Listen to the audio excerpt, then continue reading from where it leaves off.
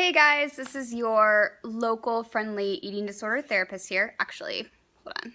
Let me change it to, okay. That setting usually works better.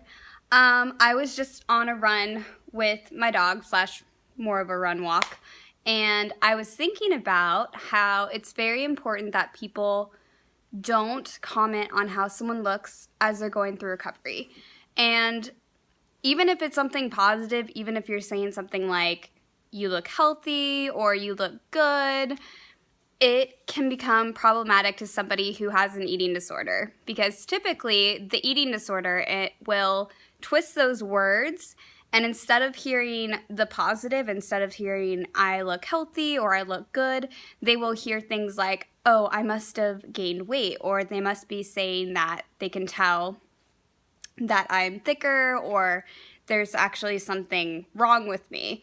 And so it sounds counterintuitive, but it's very important that you don't comment on how they look. The other piece of that is that it's important to also not comment on how other people look. So, going and pointing to somebody and saying, oh, they look so tan, or they look so pretty, or they look so thin.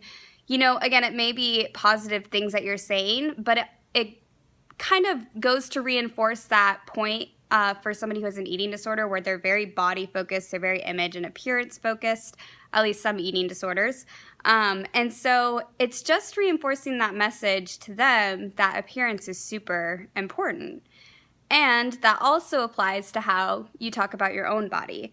A lot of the loved ones of people who have eating disorders don't realize that the way that they talk about their body also influences how they think the other person sees them. So even if you're saying positive things about your body, which honestly most of the time I feel like especially the moms are not saying positive things about their bodies, but even if it is positive, again, that's just kind of going to that point or it's just reinforcing that point that bodies are super important, image is super important, all of that. So needless to say, as a person's going through recovery, just try to keep body language and appearance language out of your narrative as much as possible. There are so many other wonderful and important things to talk about outside of how somebody looks. And so hopefully it won't be too hard for you to do that, but just try to make an extra effort to not have that dialogue. Again, our culture already weirdly emphasizes beauty and appearance and makes it way more important than it really is. And that's not me saying, hey, appearance is not important at all, or that beauty isn't something that is appealing or attractive to people.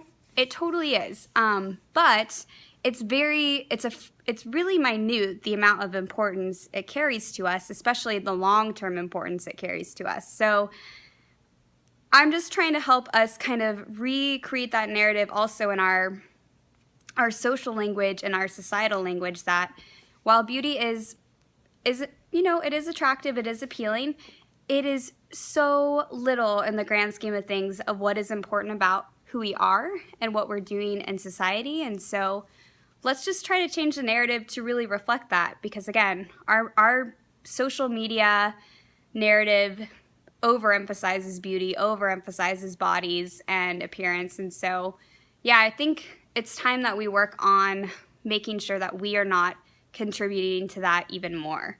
So anyway, that was just my thought for today, and I hope you guys are having an awesome week.